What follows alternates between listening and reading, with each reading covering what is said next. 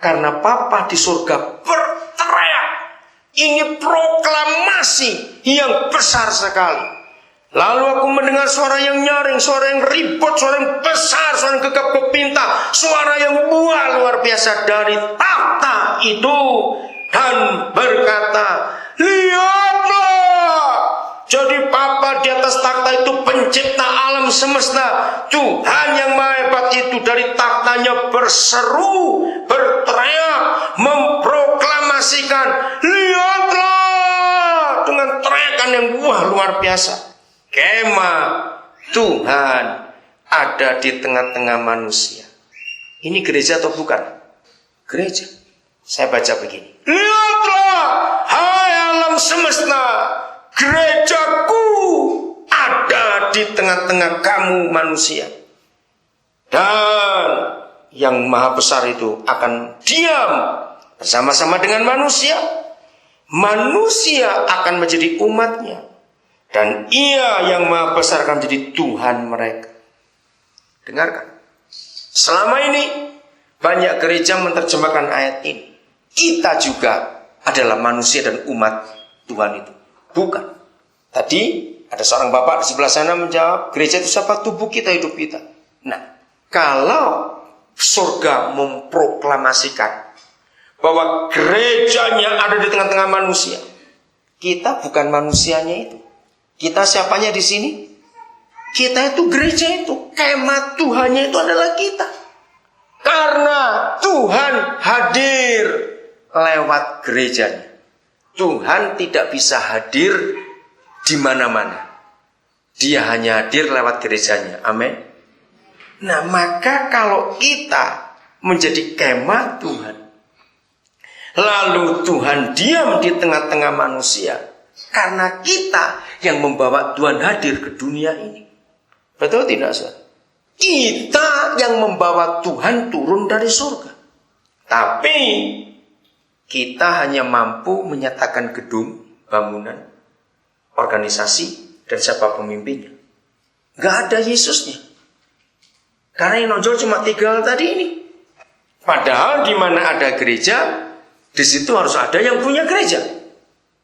Nah, selama yang punya gereja adalah pendetanya, Yesusnya mundur. Katakan amin, cepat. Karena Tuhan Yesus nggak mau berkelahi dengan kita. Kalau dia berkelahi dengan kita, yang merugi dia. Ngapain berkelahi sama anak kecil begini? Ngerti nggak ilustrasi ini, saudara? Maka itu orang-orang di sekitar kita nggak bisa lihat Yesus. Karena mereka cuma lihat 3 hal tadi itu saja. Gedung, organisasi, dan siapa pendetanya. Padahal ketika gereja harus ada di tengah-tengah manusia, yang menonjol adalah Tuhan itu. Karena ia jadi Tuhan mereka. Nah, ayat 4 itu dahsyat sekali. Roh Kudus, nyatakan dirimu dalam nama Yesus. Begitu gerejanya sudah ada di tengah-tengah manusia, dan Tuhan bisa diam bersama-sama manusia, dan mereka menjadi umatnya, dan Tuhan jadi Tuhannya manusia. Karena kita gereja menghadirkan Tuhan di bumi, maka lihat ayat 4, karena ada Tuhan di bumi, maka Tuhan bersama gerejanya akan apa? Ayo baca, akan apa? Menghapus apa? Segala air mata dari mata mereka, dan maut tidak akan ada lagi. Tidak akan ada lagi perkabungan atau ratap tangis atau duka cita, sebab segala sesuatu yang lama itu telah berlalu. Nah, sebagian besar gereja masih menafsirkan ayat ini adalah untuk nanti kalau kita mati ke surga. Enggak, saudara, ini masih di bumi. Nah, sekarang lihat, begitu mulianya fungsi gereja itu. Jadi begini, kalau saya pakai kalimat yang umum, ayat 4-nya begini. Di mana ada gereja, maka orang di sekitar gereja itu tidak boleh menangis lagi, tidak boleh meratap lagi, tidak boleh berkabung lagi.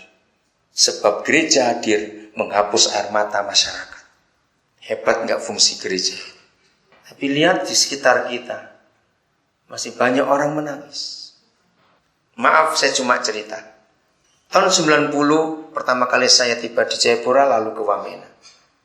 Dan tahun itu juga pertama kali saya kenal Pak Nanang. Kami datang dengan pesawat Yayasan Pelayanan Desa Terpadu.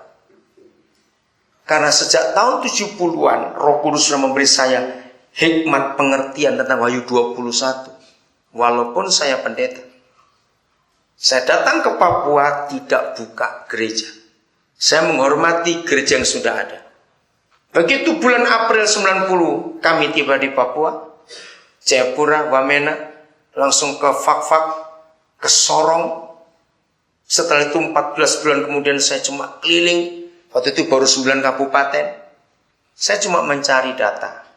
Apa yang menyebabkan orang Papua ini menangis? Karena kami sebagai gereja hadir itu untuk menghapus air mata orang yang akan kami layani. Berunding dengan semua pimpinan, maka ketemu jawaban yang membuat orang Papua menangis. Orang Papua itu ibarat pepatah Indonesia, induk ayam mati di lumbung padi. Tanah begitu kaya, tapi kemiskinan mengerikan. Freeport itu setiap hari yang diambil 2 ton emas. 2 ton itu 2000 kilo, saudara. Tiap hari sejak tahun 70-an yang lalu. Belum tembaganya, belum besinya, belum nikelnya dan sebagainya. Mengapa orang Papua nangis di atas kekayaannya sendiri? Karena belum ada pendidikan yang cocok untuk membuat orang Papua pintar. Akhirnya kami memutuskan, kami hadir untuk menghapus air mata orang Papua. Kami buka sekolah. Gereja sudah banyak, kami nggak perlu nambahi lagi. Kami mau bergabung dengan yang sudah ada. Tangisan yang kedua bagi orang Papua adalah anak-anak dan istri yang menangis. Karena suami banyak dikuasai setan, baik pejabat-pejabat Kristennya, yang membuat istri terluka. Makin tinggi posisi seorang Papua dalam jabatannya, makin banyak istri simpanannya. Jawab ya atau tidak? Ini menyedihkan sekali. Anak-anak menderita karena ayah-ayah tidak bertanggung jawab. Jadi di mana ada gereja, maka orang nggak boleh menangis lagi. Gereja harus memberi jawaban atas yang dibutuhkan masyarakat itu apa. Maka kesimpulannya, gereja hadir itu tidak boleh hanya khotbah, sembahyang, nyanyi, sembahyang, khotbah.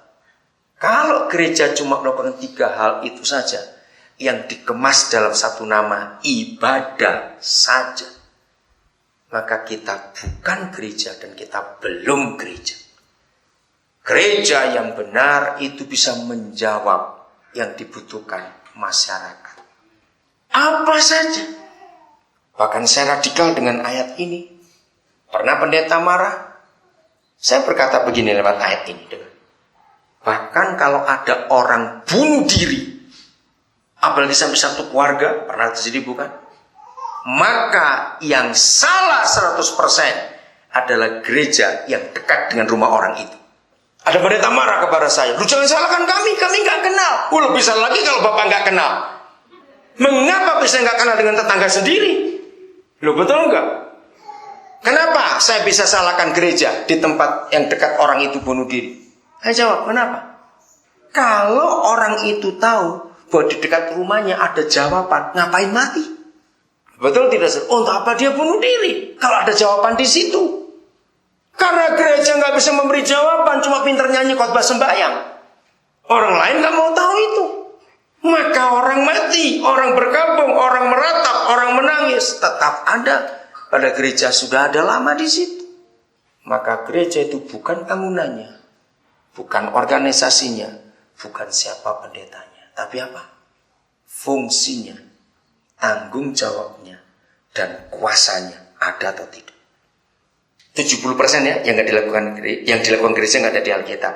Salah satu contoh, tadi sudah banyak saya ngomong, ibadah gedung semuanya. Ini yang paling salah gereja, salah besar gereja. Iblis, setan itu demi